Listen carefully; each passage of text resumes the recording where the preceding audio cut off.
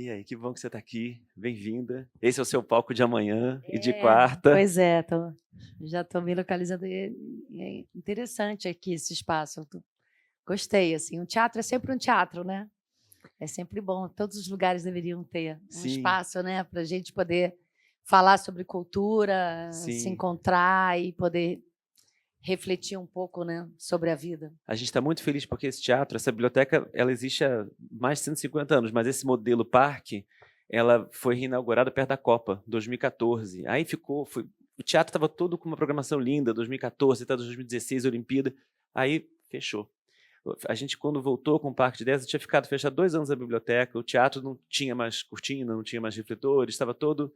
E aí a ideia do Parque de 10 surge para reativar esse teatro e refazer a programação aqui, e aí toda a programação gratuita, então está sendo muito bom que todo mês a gente consegue fazer uma peça, um show, e fora a programação de cursos que a gente faz lá também, né, do outro lado da biblioteca, do auditório. Então a gente está super feliz de ter você aqui nesse teatro. Eu estou muito feliz de estar aqui, porque eu acho que a arte tem que ser democrática mesmo, né? A gente poder se encontrar aqui, falar sobre livros, falar sobre o que influencia a minha vida, o que me faz sonhar, o que me faz escrever uma peça, eh, e também fazer a peça em si, né, que foi escrita, falar das minhas influências e depois amanhã vocês poderem ter acesso à peça em si, ao que eu fiz com tudo isso, com o que tudo isso fez de mim, né? Então, eu vou ter muito prazer de falar sobre isso hoje e poder apresentar amanhã. Cláudia, geralmente a gente começa perguntando um pouco como é que foi a sua formação como leitora. Como é que era a tua casa quando você era pequena? Quem te estimulava? Quando que você tomou gosto pela leitura? Como foi isso para você?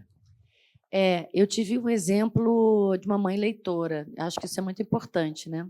E eu me lembro, assim, eu cresci durante a ditadura militar, aliás, é uma semana interessante para falar disso. Sim.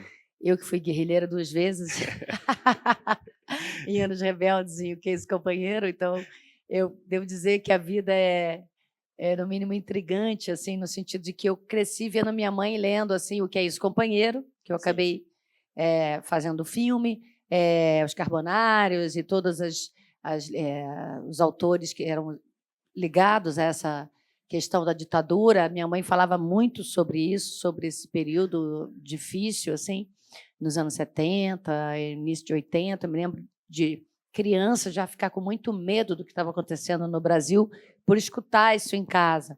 Mas ela lia muito também, assim, me lembro dela ler muito, assim, os mineiros, né, e ler Drummond, ler Fernando Sabino, Otto Lara, eu me lembro que ela Manuel Bandeira, assim, ela lia muito, assim. E e eu gostava muito daqueles livros de aventura, tinha uns Sei, livros de bolso, me lembro, assim, do a coisa mais antiga que eu li, assim, que eu me lembro, Sofia Desastrada, Meninas Exemplares, tinha sei. uma coleção de bolso. Aí tinha, assim, Monteiro Lobato, que eu me lembro que A Invenção do Mundo, que eu não lia muito Monteiro Lobato na questão do sítio, assim, das historinhas do sítio Renações Narizinho, nada disso eu me lembro de ter lido. Me lembro de ter lido sobre a história do mundo, e aquilo me fascinou, assim, de ler, Sim, assim, sobre Helena de Troia, sei. contada, dessa maneira, assim, através de histórias da Dona Benta e tal.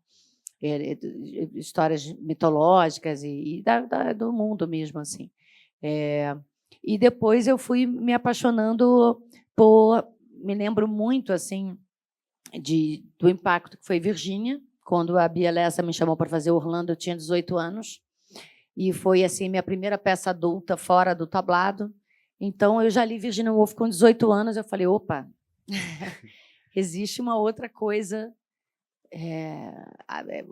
Aquilo ali, talvez eu não tenha tido na época uma compreensão mais profunda do que eu estava lendo, mas eu já tive um impacto Sei. de algo muito forte, na minha vida. E em seguida comecei a fazer grupos de participar de grupos eh, de estudos, assim, de filosofia antes de fazer a faculdade, que eu só fui fazer com 30. Nessa década de 20, assim, dos meus 20, eu fazia grupos de estudos. Então já lia Nietzsche, já lia Spinoza, já lia várias outras coisas, que me interessavam. Como era a montagem de Orlando? Porque as peças da Bia são sempre muito visuais, assim, né, você vê o Grande Sertão, a Panorâmica Insana que você fez também, que é debaixo daqueles plásticos pretos, aquelas roupas todas, aquilo tudo muito forte. Você lembra como era a estrutura da montagem de Orlando? Lembro, a Fernanda Torres era Orlando, eu fazia, a Júlia Lemertz fazia, o Marcos Oliveira, o Otávio Miller e o Dani Roland. E ela fazia, era muito bonita, assim, quando tinha transformação. Para quem não sabe, um spoiler aqui.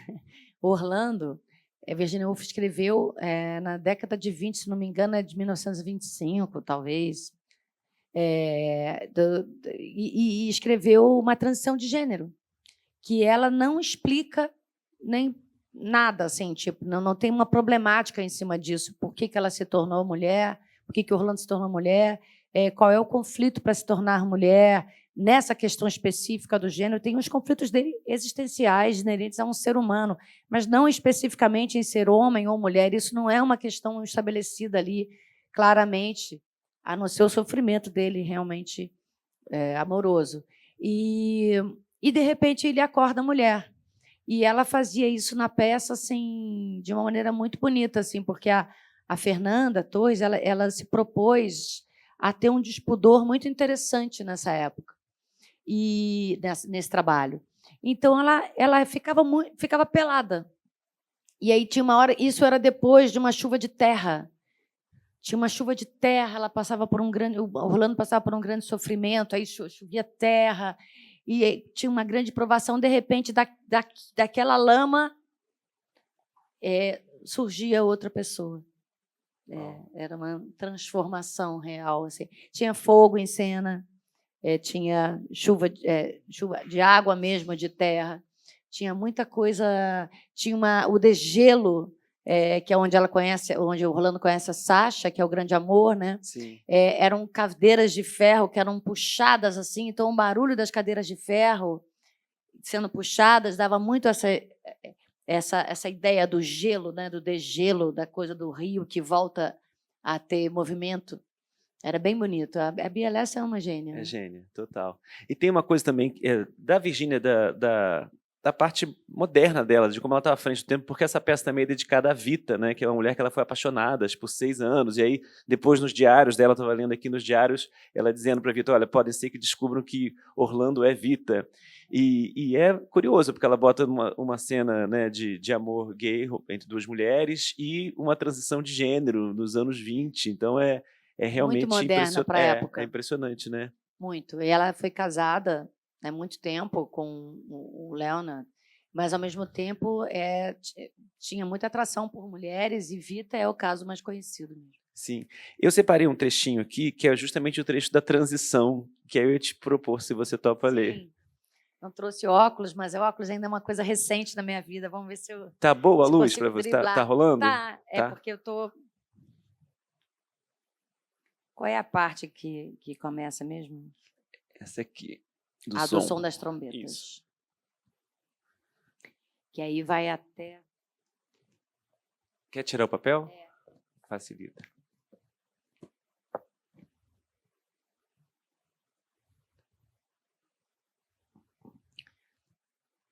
Então, eu vou ler o trecho quando o Orlando se torna mulher. Olha que bonito. O som das trombetas foi desvanecendo enquanto Orlando permanecia de pé, nua em pelo. Nenhum ser humano, desde que o mundo é mundo, foi tão belo. Em sua figura se combinavam a força de um homem e a graça de uma mulher.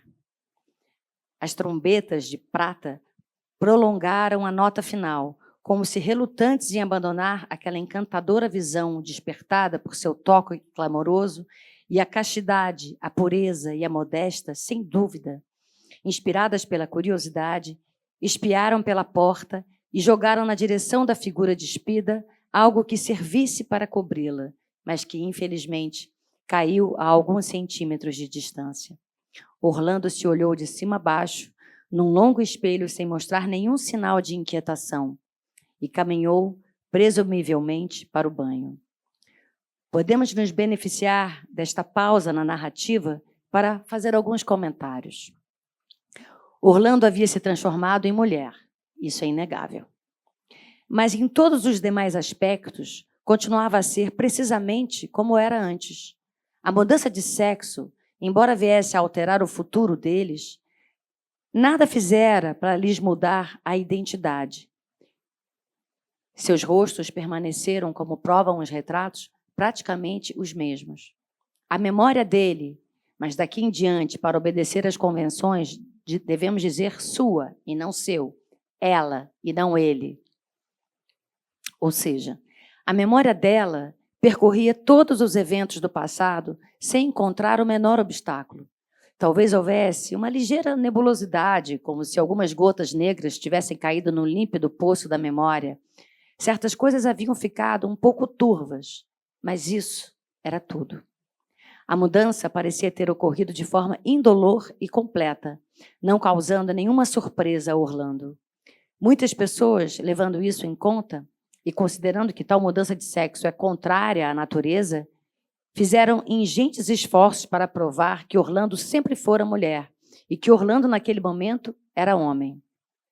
Deixemos que os biólogos e psicólogos decidam. Para nós, basta expressar o simples fato de que Orlando foi homem até os 30 anos, quando se transformou na mulher que continua a ser desde então. Não é maravilhoso? E agora eu gostaria de... E é uma beleza, porque é tão atual, não é? Então, é isso que eu falo na peça, assim, sobre a peça. Que a condição da mulher na peça, você vê que ela não mudou tanto em 100 anos. E você vê que a condição também de uma pessoa trans é a mesma, né? Assim, é simples. Para quem é. Não tem... e ela entendeu isso de uma forma tão absoluta, né? E tão antes do tempo, antes disso ser, de fato, mais discutido, como hoje em dia, e como ela, não sendo uma pessoa trans, ela entendeu exatamente essa simplicidade de quando você e você se transformou, e você continua sendo a mesma pessoa, mas diferente, mas, de qualquer maneira, a mesma pessoa, né? É um fato simples. Eu gostaria de ler aqui o trecho que eu escrevi na peça, quando ela diz para Vita, que é essa amante dela, que ela vai escrever Orlando para ela. Que aí eu acho que pode ser interessante, legal, né? Legal. Uma curiosidade, quando você procura o trecho, como que foi para você fez Orlando, aí você conheceu Virgínia, quando que você reencontra Virgínia e fala, bateu, eu vou fazer uma peça, estou arrebatada?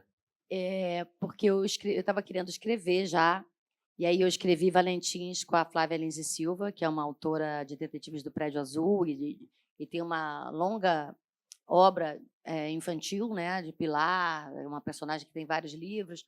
E eu tive uma ideia, eu tenho 4 filhos, eu queria fazer, eu tenho uma produtora de cinema, e eu queria fazer conteúdo para os meus filhos, queria que eles não vissem só coisas estrangeiras e tudo. E aí eu tive uma ideia de fazer o Valentins, chamei a Flávia, fui mostrar para a Flávia, ela falou, vamos escrever juntas. E ela tinha uma professora de literatura chamada Carmen Hanning, que sempre tinha opiniões muito interessantes e referências quando a Flávia estava escrevendo, lia os textos e falava como se fosse uma editora, né, no papel, na verdade, que uma editora faz, né, de uma leitora numa editora que ajuda assim, a pessoa a encontrar o seu caminho. Assim. Na verdade, ela é mais do que isso, no sentido de que ela é uma professora que vai conversando e você vai dizendo o que você quer escrever, e, de repente, eu falei para ela, eu tenho vontade de escrever sobre fluxo de consciência no tempo, que você não fique aprisionado ao seu tempo, nem à sua cabeça, que você possa se reencontrar em várias fases da vida. Ela falou, quem fez isso brilhantemente foi a Virginia Woolf. Então, para estudar o que você quer fazer, você devia aprender com quem fez isso brilhantemente. Aí eu fui ler Virginia. Aí eu li, ela me deu Mrs. Dalloway, Ao Farol. Até te mostrei lá no camarim, tem uma com dedicatória. O Ao Farol é dessa professora. Sim. E As Ondas, e O Teto Todo Seu. Eu fiquei pirada, completamente louca pela Virginia. Tive uma compreensão muito mais ampla da obra dela, do que eu tinha tido na época de Orlando. Tive um reencontro assim fulminante. Fui ler sobre a vida dela, porque ela me fascinava muito como autora. E eu falei, nossa, eu quero entender quem é essa pessoa que escreve, que me toca tanto. tão sensível, tão sofisticada e tal, com a existência, né? É como se ela percebesse coisas e conseguisse transformar em palavras coisas que eu já tinha percebido da vida, mas que eram fugazes, sabe? Que eu não tinha conseguido nem explicar para ninguém, porque quando eu tentava explicar, ficava pobre e já virava outra coisa. Eu não conseguia, como ela, transcrever em palavras uma sensação muito fina, uma percepção aguda da existência, da realidade e tudo mais. E isso me fascinou nela, como ela conseguia não perder nada com essa percepção sensível do mundo e da vida. E aí, quando eu fui ler sobre a vida dela, os diários, as biografias, eu entendi que a vida dela tinha sido muito difícil e ela era uma sobrevivente realmente, sobrevivente das próprias Dela crises, mesma, né? das próprias crises. Aí eu não gostaria de falar de loucura, porque loucura é até uma questão que eu questiono muito na peça, assim, sobre o que é loucura e o que é lucidez, né? Mas as crises nervosas, digamos, dela, né? Dos desequilíbrios e tudo o que aconteceu de trágico na vida dela que ela teve que superar e ainda assim fez uma obra brilhante. Então isso é muito surpreendente e nos ensina muito sobre o que fazer com o que a vida faz com a gente, sabe? Sei. E isso me fascinou muito e aí foi muito natural querer interpretar a Virgínia, escrever a peça e interpretar a Virgínia se tornou o meu projeto de vida. E aí esse texto é um texto autoral seu, em cima Totalmente de tudo que original. você leu, não são colagens de fragmentos. Não tem colagem, não. Quando tem citação, que são poucas, está destacado que a citação e na peça quase todas aparecem em off, justamente para dizer que é Virgínia. Entendi. Tem 2 vezes, no máximo, que eu falo o texto dela, mas no texto escrito está indicado que é dela. Inclusive, aqui eu vou ler a citação que é dela para eu entrar na Vita. Legal. Entendeu? É totalmente original. Assim, Legal. É a minha... Sua estreia como autora. É minha estreia como autora de teatro e é uma declaração de amor à Virgínia, digamos assim. Né? Reviver a Virgínia. Né? Sim. Então, ela vem de uma cena feliz, que é que ela está em Bloomsbury, onde ela encontrou os grandes amigos dela, pessoas ligadas às artes e às letras, e ela começa a falar da atração dela por mulheres assim. Não é segredo para ninguém que eu tenho questões com sexo, mas uma coisa é inegável, a emoção que eu tenho de estar na companhia de mulheres, na companhia de Vita. Aí vem a citação da Virgínia, de Mrs. Dalloway, tá? Conseguia perceber o que lhe faltava. Não era beleza nem inteligência. Era algo de fulcral e penetrante, qualquer coisa de ardente, capaz de quebrar superfícies e fazer ondular o frio contato entre um homem e uma mulher, ou de 2 mulheres entre si. Porque isso ela compreendia, vagamente. Havia momentos em que não conseguia resistir ao encanto de uma mulher, por um instante apenas, mas bastava. Era uma súbita revelação, como um rubor que se quer deter, mas ao qual nos submetemos. Mrs. Dalloway, Virgínia.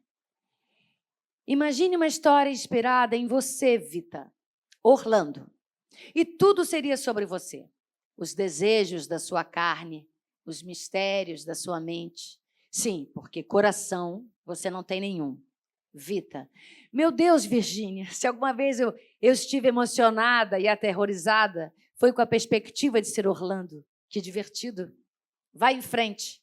Mas por alguma razão você quis se vingar. Agora está tudo em suas mãos.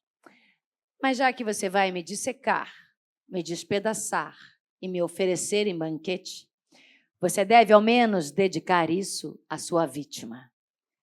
Vita, Vita, que encontro extraordinário.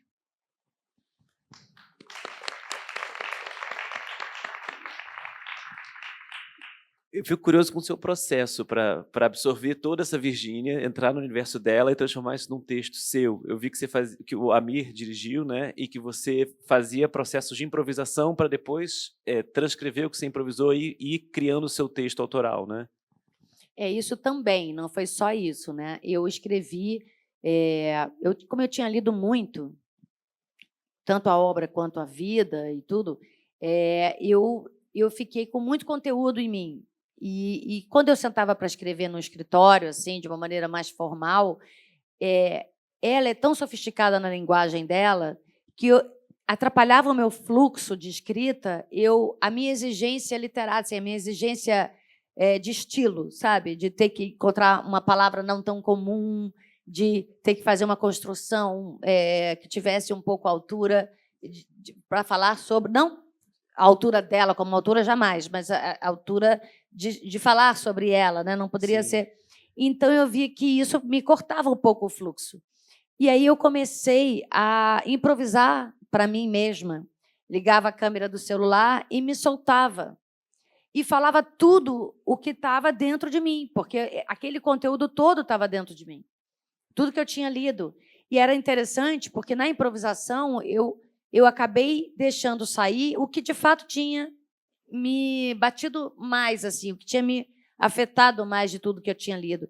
E era justamente a humanidade dela.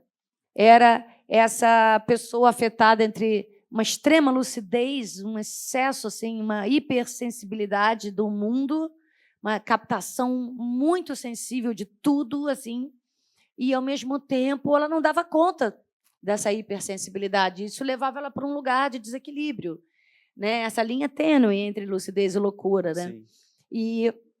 E também essa percepção, como eu já falei antes, assim, de você ter essa percepção fina do ser, né, do seu ser no mundo, da sua existência, das todas as coisas, e conseguir transpor isso em palavras sem perder nada, né? E ao mesmo tempo ser extremamente criativa, né? Ter uma obra que fala de várias coisas totalmente diferentes, ter uma obra feminista. Sim. Né? E ter a coragem de ser feminista e de escrever sobre transexualidade ou escrever sobre homossexualidade e vários outros assuntos importantes, e não só sobre isso também, escrever sobre literatura, isso tudo me fascinou, mas eu poderia ter feito uma peça só sobre o feminismo. Sim. Só sobre a criação literária, ou só sobre loucura. E, na verdade, o que eu queria era a complexidade da existência dela. Eu queria tudo isso, eu queria poder falar um pouco de tudo isso, mas dentro do contexto humano dela, sabe? Que é o que nos importa, né? Na verdade, assim. Não queria fazer um tratado como se eu estivesse fazendo um trabalho para a faculdade de letras sobre Virgínia. Eu queria falar da humanidade dela, sabe? Eu queria vivê-la, vivenciar o que ela tinha experienciado, assim, como... Passar pelo teu filtro emocional, daquilo que te Exato! tocou e como que Eu você... queria passar por esse tour de experiências, de emoções que ela viveu, que não foi pouco que ela viveu. Sim. E aí isso foi espontâneo, porque esse conteúdo foi saindo, e aí eu me filmava e eu transcrevia. E aí depois, quando eu transcrevia, isso eu fiz sozinha, fiz para o Amir e tal. Então, aí quando eu transcrevia, aquilo tudo eu virava conteúdo, mas eu trabalhava em cima daquele conteúdo, né? Porque também a linguagem era mais coloquial. Sim. E também eu elaborava, eu tornava aquilo mais... Pensado para a cena também. né? Eu trabalhava aquele texto para ele ficar mais menos improvisado e para fazer uma são esses tópicos que eu quero falar, se são essas situações, então eu vou trabalhar em cima disso, Sim. né? Aí eu elaborava o texto de uma maneira melhor. Entendi. Organizava, porque também é um mosaico, não é uma coisa cronológica certinha, né?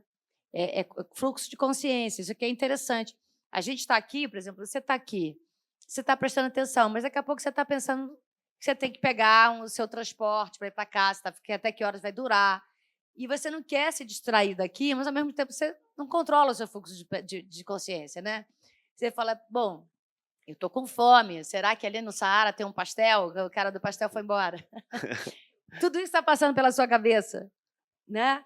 Então, isso é o fluxo de consciência, você não controla. E ela se matou por causa disso, porque ela não conseguia mais se concentrar para ler e escrever, que é o que mantinha o interesse dela pela vida, o que era a coisa que mais dava prazer de viver a ela, porque ela estava atormentada com vozes na cabeça dela.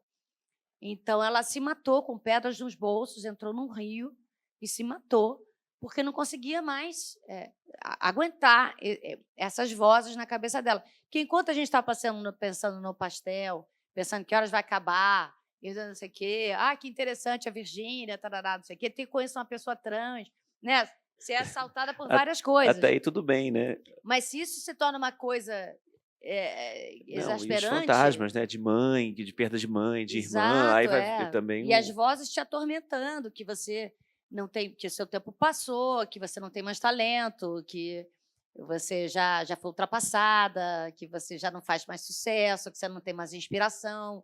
Ela era atormentada por vozes que botavam ela para baixo. E você ouviu vozes da Virgínia também? Não. Eu devo ter ouvido, né? É porque o Rui Castro fala isso, ele deu uma oficina de biografia aqui, e ele fala muito disso, porque quando você entra, ele falou o encosto do biografado, que ele fica te soprando, você fica convivendo com o biografado meio como se fosse uma entidade. É uma presença, né? Toda vez que eu vou entrar em cena, e é uma coisa muito interessante, assim, porque eu peço licença para entrar em cena, porque eu estou falando dela, que é uma mulher que existiu, um espírito desencarnado, e todos os espíritos que fizeram parte da vida dela. Então, assim, quem sou eu para mexer na história dos outros, né? Assim, então, eu tenho muito respeito, assim, Claro. eu peço licença, assim, eu lido com isso de uma maneira muito respeitosa, sabe? Mas ela não foi, Cláudia, vai mais por aqui, não teve uma coisa... Não, isso não, mas a coisa sobrenatural, ou mesmo sentir a presença, nada disso, não. Mas eu posso dizer que a convicção que eu tive de que deveria fazer. De que deveria fazer, o ímpeto, assim, foi antes da pandemia, durante a pandemia, eu continuei, assim, foi uma coisa assim, de uma certeza tão absoluta que acho que tem algo aí. A bênção dela. Talvez tenha alguma coisa, mas aí às vezes eu falo assim, para com isso, você tá atriz do Brasil, a Virgínia está se importando com você. Quantas pessoas pelo mundo, né? Eu sou apaixonada por Virgínia, por que ela vai ver aquela atriz do Brasil que está fazendo? Ela vai aqui me visitar? Né? Vai ter que visitar todo mundo, né? Verdade. Vamos passar. Quer passar para qual? Você falou de Mrs. Dalloway, leu um trechinho, quer falar especificamente? Então, Mrs. Dalloway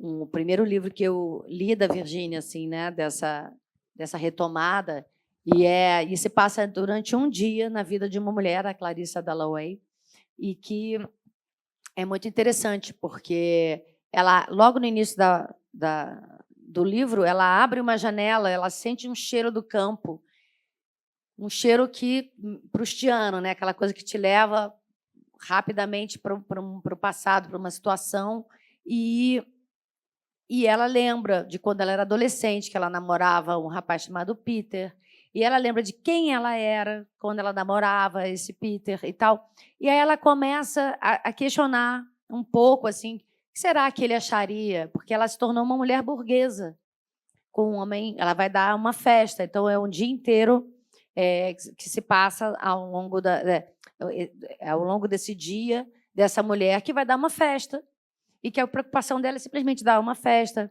ir comprar flores, e a casa ficar toda arrumada, e tudo mais. E ela fica se questionando o que será que ele ia pensar de mim, que me tornei essa mulher burguesa que está preocupada em dar uma festa só e tal, eu não trabalho, não sei. Nem sei se ela fala de trabalho, mas assim, dos sonhos dela pessoais. Ela se tornou uma esposa, né? E ela está falando, aí, de repente, começa a falar uma outra pessoa, só que sem aviso.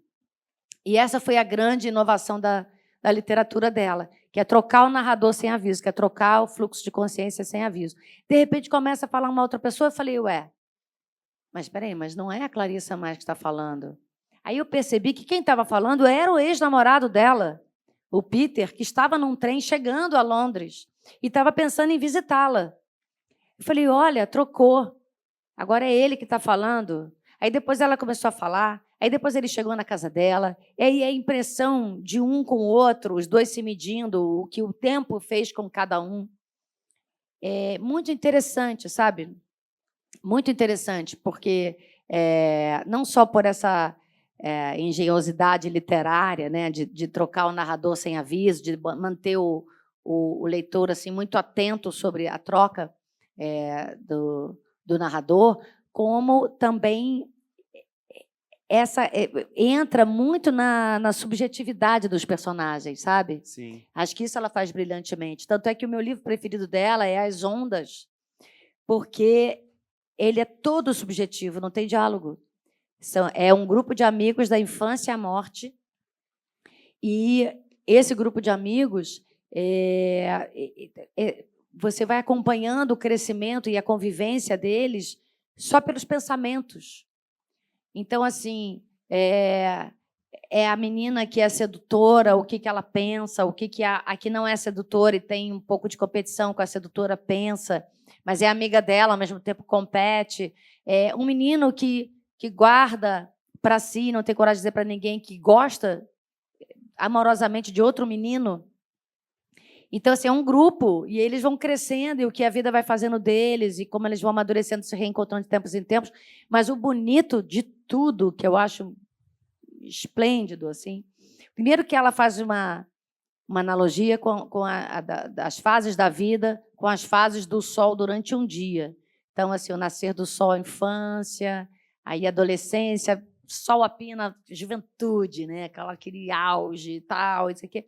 E aí e você vai vendo que tem, e ela vai demonstrando como a natureza, ela gosta muito de descrever a natureza, a luz e as flores, e o mar, a cor, de acordo com cada hora do sol, como é que a natureza fica. Mas isso também tem a ver com a nossa natureza, o nosso corpo, né, nosso ânimo, nosso estado de espírito. Então, eu acho muito... eu poderia dizer que talvez o que mais me interesse, além dessa percepção fina da vida, é a subjetividade profunda que ela consegue descrever e de maneiras diferentes em cada personagem que ela inventa. Sim, e Nas Ondas são 6 personagens que têm monólogos também, que vão se costurando. Exato, são subjetividades só, são eles monólogos. Talvez tenham te servido mais para a peça, o processo da peça, As Ondas, talvez, como forma, assim, para você? Não, eu não pensei nisso. Assim, na verdade, a opção de ser um monólogo não veio por causa das ondas, veio por causa da solidão da morte.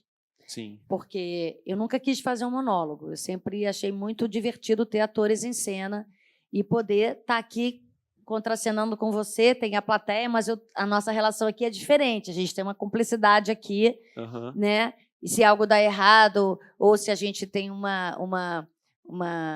jogo, né, que é o jogo teatral, é muito interessante você ter cúmplices, parceiros e tal. E eu achava que eu não ia gostar de estar sozinha. E eu tinha medo também. Eu falei, gente, mas e aí?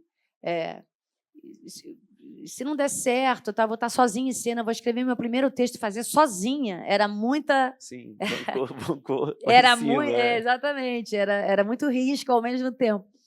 E tinha medo de esquecer o texto, de acontecer aqueles pavores que os atores têm, todos temos, não importa quanto tempo de carreira e tudo.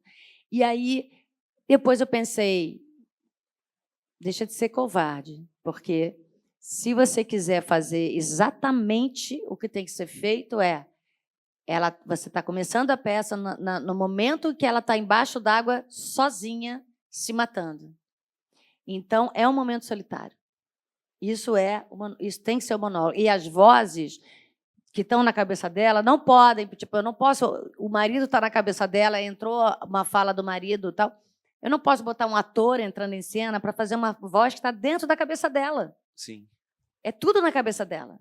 Então, assim, ela ficou celebrada, né, por ter essa inovação da troca de fluxos de consciência, sem aviso, de ser uma pessoa que tinha tormentos e que se matou, deixou na carta de despedida para o marido que estava se matando porque não conseguia parar de ouvir vozes, não conseguia se concentrar para ler e escrever, e essas vozes agora estão fora dela, não fazia sentido.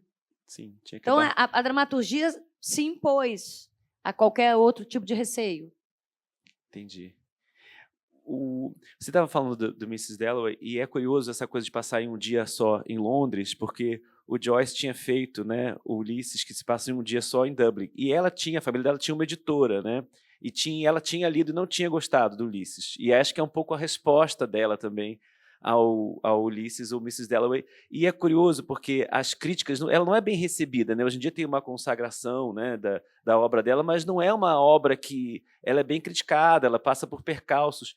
E deve ter sido muito interessante ela ter uma editora. Essa coisa de não ter que passar pelo crivo de um editor deve ter possibilitado ela muitas coisas que ela publicou sem abrir mão de inventar o que ela estava inventando. Ela recusou Ulisses, né? É. Ela recusou, eu falo isso na peça, que ela recusou, e aí até brinco na peça, assim, que ela fala assim, eu não dei importância alguma, só quando a Catherine Mansfield leu Sim. é que ela falou que tinha valor aquele manuscrito e tal. Aí ela fala, claro que eu sempre soube, eu aqui que era competitiva, né? É um pouco isso, assim, é claro que ela sabia que tinha uma qualidade enorme no Ulisses, mas talvez ela não escrevesse, né, daquela forma, Sim. mais hermética e tal, talvez ela quisesse fazer de outra maneira. Mas ela não teve só críticas ruins, ela foi bem consagrada também em vida, né? Mas ela tinha um terror da crítica negativa. Sim. Um terror. Ela literalmente perdia a sanidade durante um tempo só com medo de ser criticada. Antes dela lançar o primeiro livro, ela foi internada com medo do fracasso. Caramba. É muito doido, né? Paralisante, né? Porque todo mundo, de alguma maneira, tem medo de não ser aceito, desde a escola, né, gente? Isso começa na pré-escola. Sim. Se você não é aceito, já é um grande problema na sua vida, né? O bullying e tudo mais, a solidão, e tudo isso vai te marcando durante a vida inteira. E quando você se expõe publicamente numa obra, seja literária, teatral, ou seja lá o que for, óbvio que se você está fazendo para um público, você quer agradar, né? Você quer, de alguma maneira, se comunicar. Sim. Então, é muito difícil, realmente, não ter essa aceitação positiva, né? No caso dela, ela não aguentava a ponto de realmente parar numa clínica de repouso. Vamos falar de Um Teto Todo Seu, porque ele é feito a partir de 2 palestras que ela deu e tem esse lado bem feminista dela também, comparando um pouco a escrita a autorização para as mulheres escreverem literatura e publicarem. Eu separei até um trecho aqui para você. Tá bom.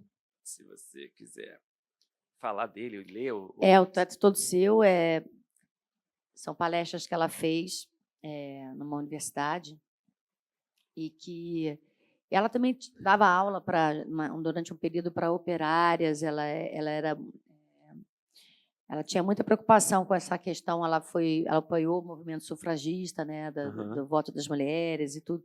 Então, ela sempre foi muito preocupada realmente com a condição feminina, desde que ela não tinha sido autorizada a ir para a escola pelo fato de ser mulher, porque ela não pôde frequentar nenhuma escola na vida só porque ela era mulher. E os irmãos podiam ir. Então, quando o irmão voltava da escola, ela ficava aprendendo o que o irmão aprendeu na escola, porque o que ela podia aprender em casa era o trivial que as mulheres tinham acesso, né?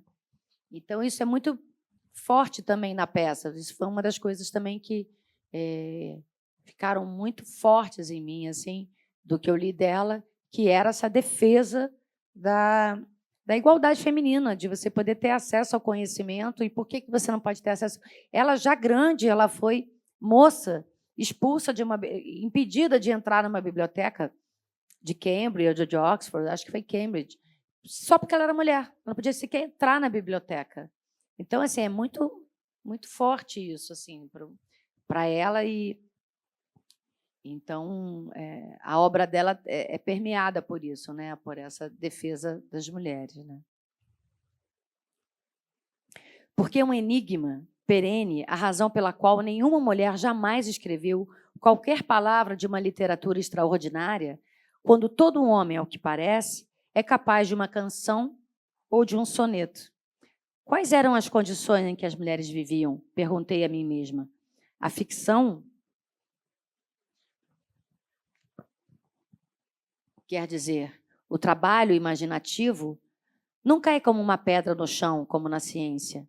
Ficção é como uma teia de aranha presa por muito pouco, mas ainda assim presa à vida pelos quatro cantos. Muitas vezes estar preso é quase imperceptível. As peças de Shakespeare, por exemplo, parecem completamente suspensas, quase que por si sós.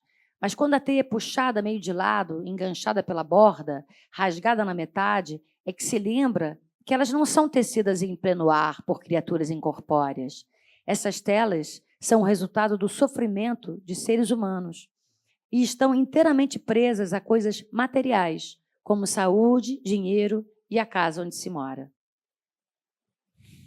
Querendo dizer, ela fala também nesse livro, que hipoteticamente sobre uma irmã de Shakespeare, que ela fala assim, imagine se Shakespeare tivesse uma irmã tão talentosa como ele, né? Então, imagine que ela tenha sido impedida de escrever toda uma obra como Shakespeare escreveu. Querendo dizer isso, que as mulheres tinham tantas condições quanto os homens e que poderiam até mesmo ter escrito no lugar de Shakespeare, sob pseudônimo ou qualquer outra coisa, ou mesmo a irmã fosse até melhor do que ele, talvez até numa própria analogia da própria vida, né, que o irmão podia ter acesso a tanto conhecimento e ela, que era a grande escritora, não. Sim. Então, por que, né? Por que os homens têm acesso? Por que os homens podem fazer qualquer coisa, um soneto, uma coisa, e a mulher... a gente teve antes aqui dessa conversa a aula do Davi Pinho, que é um especialista em Virginia Woolf, professor da UERJ, e ele estava comentando que ela diz que a mãe morreu de exaustão dos papéis femininos que lhe cabiam, de cuidar de todos, de cuidar da casa, e que isso era uma coisa forte para ela, essa divisão de papéis. E outra coisa que ele falou que eu achei bacana também, era do acesso que ela tinha à biblioteca do pai, que ela não podia sair de casa, mas pelo menos o pai não restringia nada, tudo que ela pudesse alcançar e escolher se ela podia ler. E você, por acaso, falou de passagens que eu fiz questão de colocar na peça. Assim. Porque é um pouco essa história A primeira coisa que você falou, que ele falou, foi da mãe, né? Ela fala muito da mãe, eu falo muito da mãe dela, porque a mãe dela é uma figura muito importante na vida dela, como exemplo assim, de uma mãe maravilhosa, que dava conta de tudo, mas que tinha um pai muito, né, exigente. O pai dela era muito exigente, o marido sobrecarregava, um gênio muito difícil. Então, ela não só tinha muitos filhos para cuidar, como tinha um marido exigente, tinha um projeto social, ela era muito caridosa e tudo. Então, realmente... E quando você lê O Farol... Que é o próximo que eu ia te pedir, porque foi o Farol é também. Muito a família dela. Sim, onde eles passavam férias. A senhora, né? Ramsay é muito a mãe dela. E o senhor Ramsay é muito pai. E é muito curioso que ao Farol, vou dar um outro spoiler, tá? A mãe morre. E quando eu estava apaixonada pela mãe, a mãe amorosa e tal, e o pai desagradável, eles querem ir ao Farol, o menino caçula quer ir ao Farol. Ah, mas amanhã não vai fazer tempo bom, é logo no início, assim. E ela fica com ódio, o menino fica com ódio, porque ele tem prazer em ser desagradável e tudo mais. E ela tentando, né, equilibrar os pratinhos, fazer com que o pai não estrague tanto assim, ao mesmo tempo tem a tensão do casamento, e ela recebendo pessoas, isso tudo se passa numa casa de praia, e ela tentando dar conta de tudo, de repente ela morre. E ele não dá, ela não escreve isso preparando uma grande cena, simplesmente tem uma hora que assim, depois que a senhora Ramsay morreu, tudo mudou, nananá. Aí eu falei, oi? Como assim morreu? Era a personagem que estava levando o meu interesse. Eu falei, como morreu? Mas como é que ela vai falar assim, dessa maneira tão displicente que ela morreu? Aí você entende que ela reproduziu no livro o sentimento que ela teve de perder a mãe repentinamente. Isso na minha visão, né? Porque depois é que ela vai esmiuçar isso, mas na peça, por exemplo, eu coloquei isso, que ela falaram que ela estava no quarto fechada, falaram que ela ia melhorar. Tipo, não explicavam muito nada para as crianças, sabe? Não... E, de repente, é um beijo de despedida, ela está à beira da morte. Então, essa facada dessa coisa de que não se tinha muito, não se explicava muito. Hoje em dia dizem que é o contrário, né? Que as crianças é que mandam nos pais.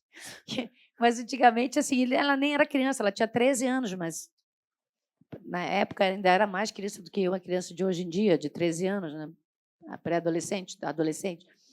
Mas para ela foi um grande impacto. E para a gente também, quando leu Alfarol, falou, mas como assim?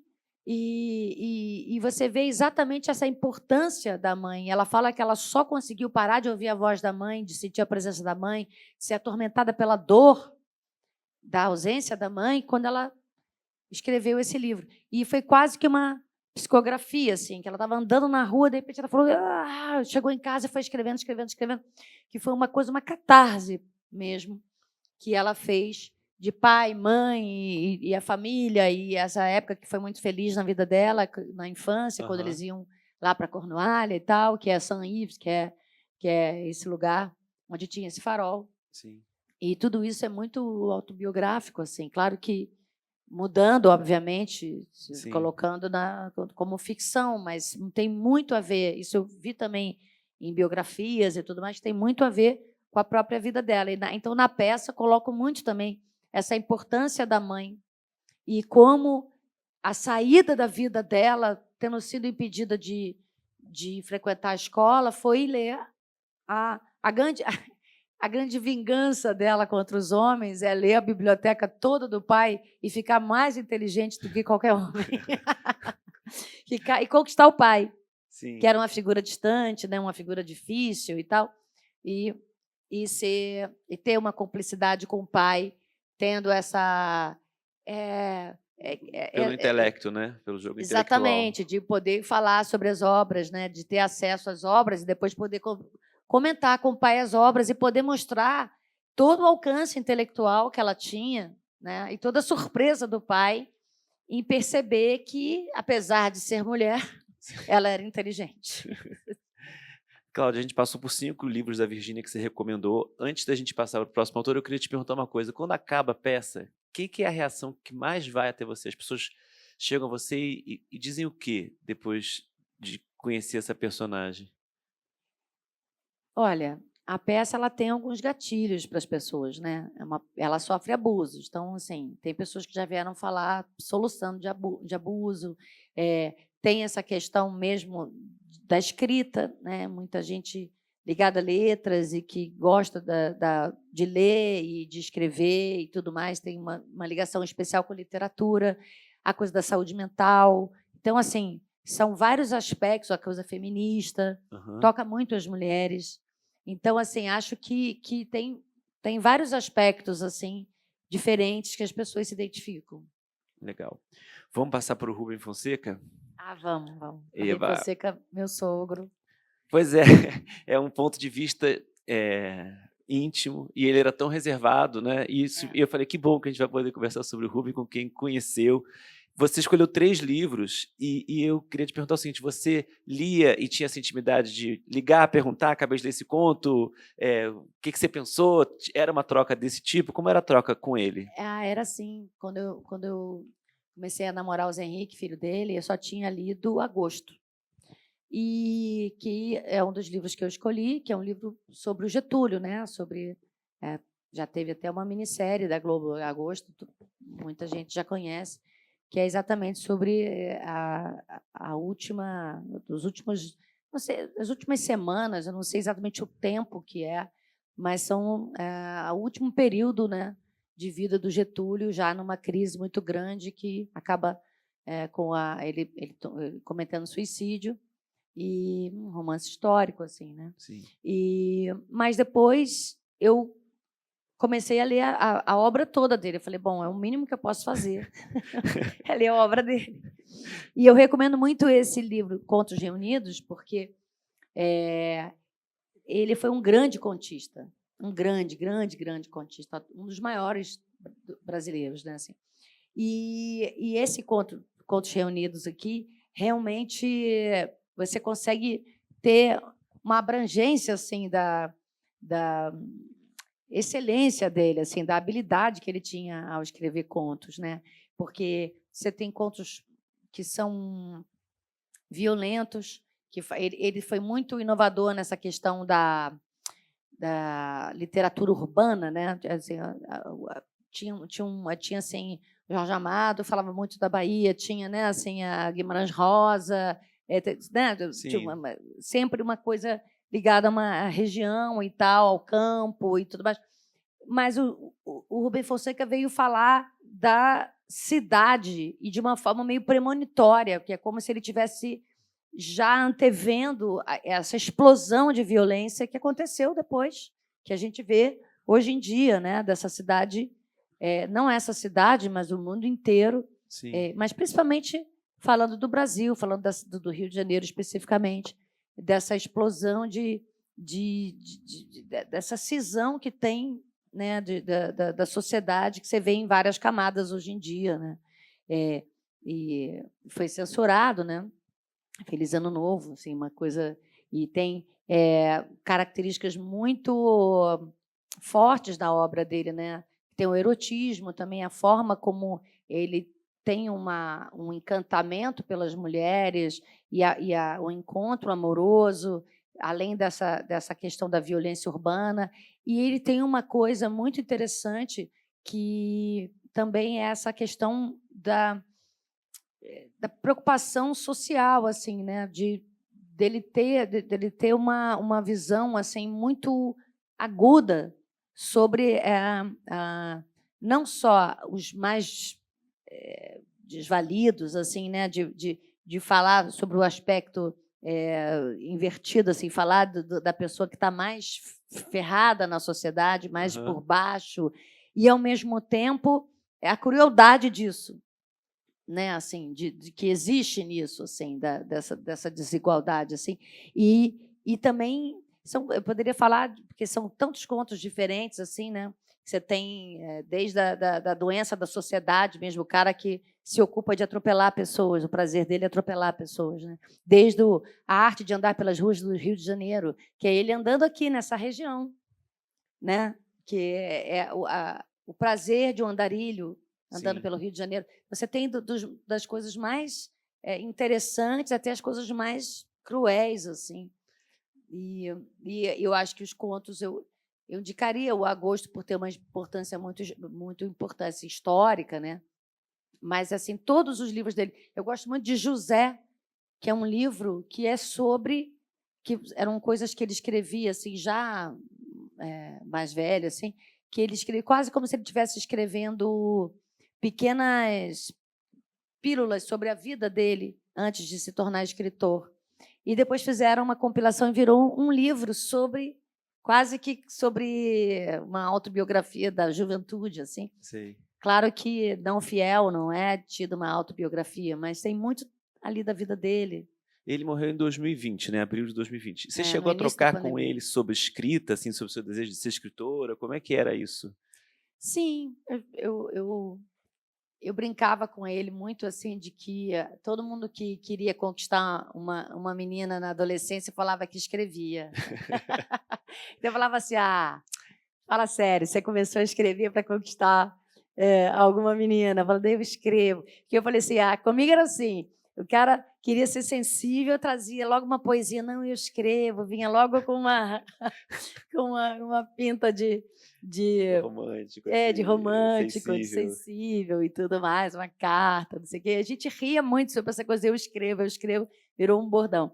E aí, depois, quando eu, de fato, comecei a querer escrever, e já sobre a Virgínia, ele ainda pegou essa minha vontade legal. de escrever sobre Virgínia e tal, e eu brincava com ele, pois eu escrevo, né? Tinha escrito Valentes, eu escrevo, né? Então, aí já brincando que eu também tinha sido mordida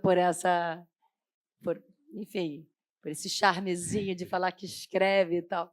Mas, na verdade, eu sinto muito assim, que ele não tenha visto a peça pronta e não tenha assistido a peça, não tenha lido a peça, mas a peça é também dedicada a ele.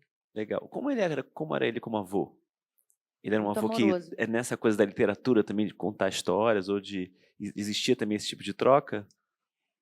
Não de contar histórias, assim, de ficar contando histórias, não. Mas ele era um papo muito interessante, né? Uma referência muito grande para todos os meus filhos e,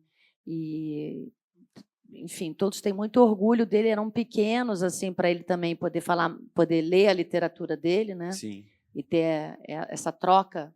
Mas só de estar na presença dele, na companhia dele, de conversar com ele já era muito inspirador, né? Muito culto, né? Sim. Você também recomendou A Grande Arte também. Sim, que virou filme do Walter Salles. Sim. É um grande livro. Na verdade, eu recomendo todos do Rubem Fonseca, senão não é por ser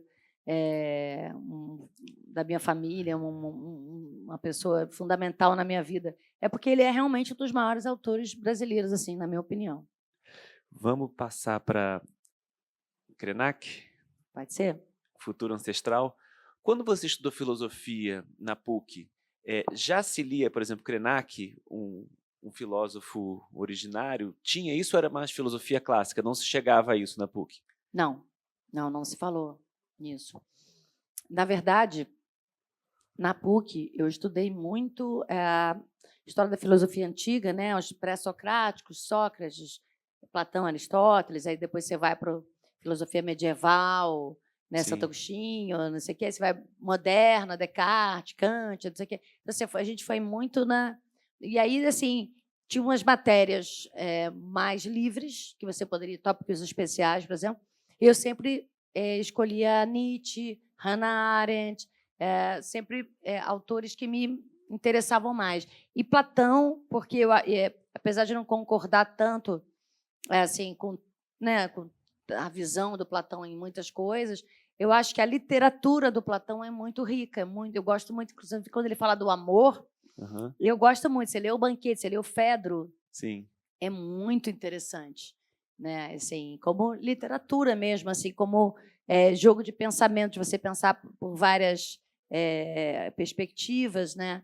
Então, eu acho que vale muito a pena. Você não precisa necessariamente concordar com a visão, por exemplo, eu acho... Bom, aí eu vou entrar em filosofia. Bom, mas aí um dos livros que eu recomendaria muito Assim Falou Zaratustra, do Nietzsche, que realmente eu falaria para falar do Krenak, mas assim, antes de falar do Krenak, não é que tem a ver, mas que abriu muito a minha cabeça com essa coisa assim de você viver a vida agora, né?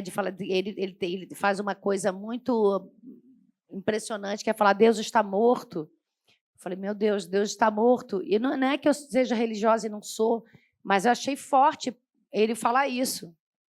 E aí é muito interessante, porque ele fala isso para dizer que você tem que confiar aqui, na sua vida agora, que é o que você sabe. Essa vida, não dá para você agora ficar se conformando com um sofrimento para depois, em outro plano, pós-morte, você ter algum tipo de compensação, porque isso ninguém sabe se é garantido. Então, ele fala uma coisa que é muito interessante. Se a sua vida fosse voltar eternamente, se o instante presente fosse retornar eternamente, o que você faria com esse instante presente, né? Se você fosse fadado a reviver aquilo como num eterno retorno, né? De fato, você ia colocar a maior potência nesse instante, porque se você tivesse, você não ia desprezar esse instante, você ia vivê-lo com muita potência, com tudo com sua melhor qualidade, para que você fosse reviver com prazer esse instante presente. E isso mudou a minha cabeça. Isso me deu um insight, assim, uma visão que eu acho que é o melhor que a filosofia pode fazer, porque ela não te oferece respostas, né? Ela te dá muitas perguntas, e essas perguntas é que te fazem andar, né? Você vai procurando viver com as respostas que você conseguir, de alguma maneira, se dar, né, ou acreditar, porque não tem a resposta absoluta de nada, na real, né? Assim, a metafísica, quem é que provou hoje em dia? Ninguém. Ou você acredita na metafísica ou não acredita. Sim. E o Krenak, por que ele te arrebatou nesse livro?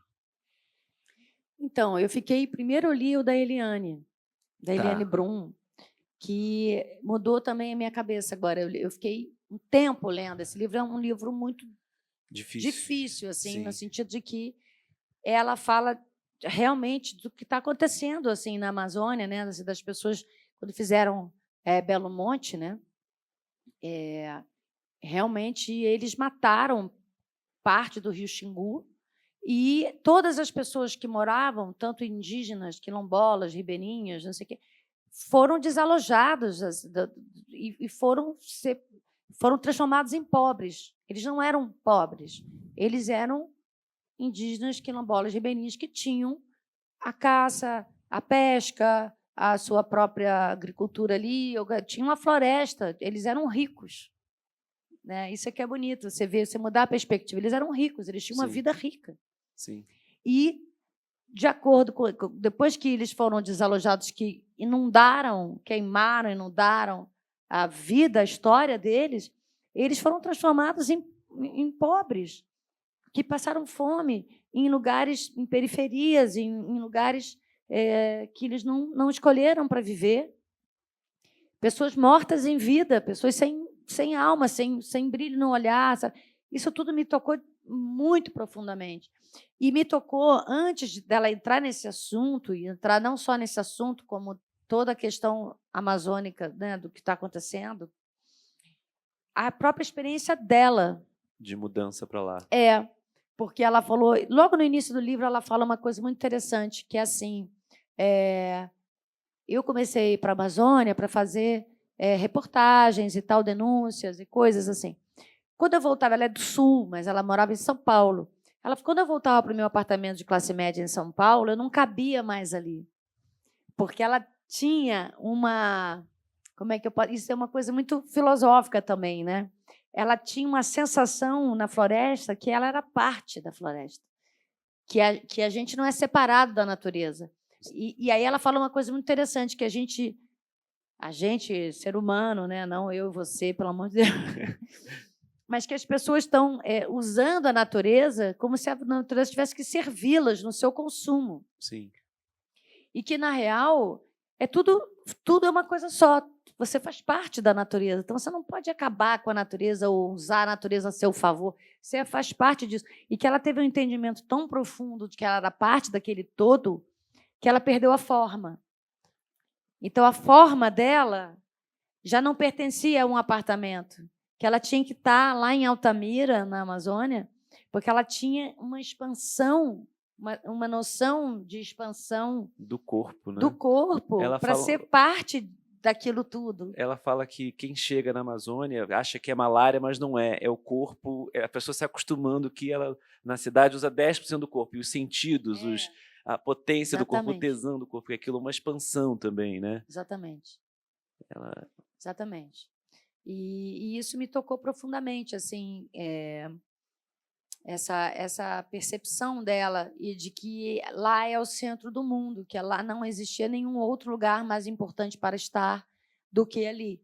E ela, como jornalista investigativa, que faz denúncias importantes, que precisa ajudar a salvar o planeta não acabar, não ter o ponto de não retorno da floresta, aquecimento global, crise climática, tudo isso que a gente sabe, que nenhum lugar, nenhuma reportagem poderia ser mais importante do que ela radicalmente mudar para a Amazônia. E isso me fez querer ir muito para uma literatura essencialmente brasileira, de ir radical, ler. Assim, eu estava muito na Virgínia. Sim. E aí, de repente, eu comecei a ler a Eliane Brum. Aí, de repente, eu quis ler o Krenak, eu quis ler o Siddhartha Ribeiro, eu li Sonho e Manifesto. Sei. Agora eu estou lendo o livro dele dos sonhos. que é muito interessante, e o Futuro Ancestral, do Krenak, que ele fala muito de rio também, que conversa muito com essa questão do rio Xingu, né? Sim. Ele fala muito isso, assim, de como é vivo, né? Tem uma coisa nesse filme, parece um filme, que ele fala que, se não me engano, é o Rio Doce, que é o rio que passa pelo povo... O Vatu, né? Que é o rio da... Exatamente. Que ele fala que o rio, depois que teve a barragem de Mariana, Brumadinho, e todas essas tragédias ambientais, o rio ele ficou tão morto pelos metais, por tudo, que ele agora ele aprofundou. Ele foi para o fundo da terra. Ele é um organismo vivo, que ele não está cansado de receber bullying, de ser maltratado, e que ele foi para a terra. Ele aprofundou, ele não está mais a água, ela foi radicalmente para o fundo. É inteligente a água, saber que está fugindo da humanidade. É uma questão quase espiritual, né? Se você for entrar nos orixás do candomblé, que tem uma beleza, né, de você pensar que cada força da natureza é comandada por um orixá, por uma força espiritual. Se você for pensar nisso, né, Oxum quis ir embora, quis sair do contato com os humanos. Fala, né, o rio é meu avô, o rio é como uma pessoa da família, né? É linda essa noção. É muito bonito isso também, quando ele fala, exatamente. Que é tudo... É isso que a Eliane estava falando, de fazer parte do todo, que é filosófico também. Sim. Né? De você ser... Que Deus é isso também, né? Tem vários filósofos que falam isso, que está em tudo, né? Faz parte, centelha de tudo. Somos nós todos, natureza e tudo que existe. Sem essa separação da exploração. Sem essa separação de que nós somos os donos. Ele fala de comedores de floresta, né? Exato, das pessoas... nós somos os donos. De quê? Sabe, a gente vai comer o planeta. Para quê? Para ter um Tesla? Sim. É a nossa questão central, realmente, acho que de sobrevivência. Ele fala no livro também, né, que a Terra começou desabitada de humanos e que vai terminar desabitada de humanos, que a gente não vai continuar aqui nesse ritmo que a gente está e não prosseguiremos. Exatamente. Bom, passamos por todos os livros e terminamos um pouquinho pesado, realistas. Não, mas acho que é importante, é uma leitura claro. importante, né, para a gente se conscientizar, porque talvez a gente tenha ficado nessa sociedade de consumo de uma maneira tão automática, né, de já crescer com tudo à mão, né, com um conforto cada vez mais nos servindo, assim, e a natureza nos servindo e tudo mais, que eu acho que, de fato, é importante ter esse tipo de leitura para você também, de alguma maneira, fazer a sua parte, né? Claro. Assim, não, escolhas, né? Porque eu acho que ele cita Conceição Evaristo também, falando o homem não quer acabar com o capitalismo, vai acabar com a humanidade, mas não dá a solução para o capitalismo, para o consumo, né? Exato, desenfreado. Né? Exatamente. Não, esse livro é forte mesmo. E é bom porque ele também você pega e você não consegue largar ele, né? Muito rápido. Muito. Foi o primeiro livro que eu li esse ano. Eu tinha acabado o Banzeiro no ano passado, e aí eu falei assim, não, qual vai ser o primeiro livro do ano? Que eu vou levar para a rede, assim, no dia 1º, né? Depois foi esse livro. E eu estava num lugar na Serra que tinha um rio passando perto. Então, foi uma experiência muito bonita, assim, poder ler esse livro num contexto da natureza, assim, de poder, de alguma maneira, entender o que ele estava falando, de estar na natureza, perto do rio, de estar podendo, de alguma maneira, me transportar para essas sensações que ele descreve. Sim. De ser parte daquilo tudo. Sim. Bom, passamos por nossos 10 livros. Amanhã temos a peça. E eu queria te agradecer muito por ter vindo, por ter topado estar aqui com a gente 3 dias. Eu estou muito feliz de estar aqui, muito feliz de estar aqui falando com vocês. Eu acho que realmente a gente tem que passar, democratizar a arte, a cultura, o conhecimento, poder trocar o máximo que a gente puder. Quero me inspirar com as pessoas e também, de alguma maneira, devolver isso, né? E se eu puder, de alguma maneira, tocar em vocês, seja pelas minhas escolhas literárias ou pela escrita da minha peça, e amanhã, e quarta, pela interpretação da vida de Virgínia, já vou ficar muito feliz. Uma última curiosidade. Obrigada. Uma curiosidade que eu fiquei. Você tem vontade de registrar, fazer um documentário em cima desse processo da Virgínia, de alguma maneira?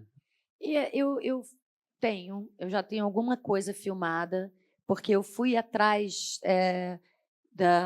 das casas, dos lugares onde ela circulou, não só o processo criativo, mas eu estava pensando em outro tipo de documentário, que era realmente poder visitar os lugares. Eu fui na casa onde ela morou, de onde ela saiu para se matar no Rio. Eu fui nas casas dela de Londres e lá em Bloomsbury e tudo mais. Eu fiquei muito curiosa de percorrer os caminhos que ela percorreu, assim, de Sim. entender. Então ela olhou para esse parque, né? Sim. Ela saiu aqui dessa portaria, ela tinha esse parque, Gordon Square. Sim. Ela, sabe, ficava imaginando assim tudo. Aquilo tudo para mim é como, de certa forma, você poderia até não fazer, não ter feito, poderia não ter feito a peça, não ter revivido como atriz a vida dela. Só de ter lido os livros dela, talvez eu tivesse a mesma curiosidade. Mas revivendo a Virgínia, escrevendo sobre ela, aquilo parecia que era parte da minha vida também. Sei. Isso eu tenho filmado, assim. Mas eu ainda não tive assim a clareza do que eu quero fazer com isso. Legal, estou torcendo que você faça, porque aí fica eternizado a tua peça com o documentário, aí fica para sempre. Pois é, aí tem que ver como fazer. Eu ainda estou pensando no formato disso, sabe? Sei. Vem aí, você vai achar. Beleza, obrigado, gente. Então, até amanhã, muito obrigada. todo mundo.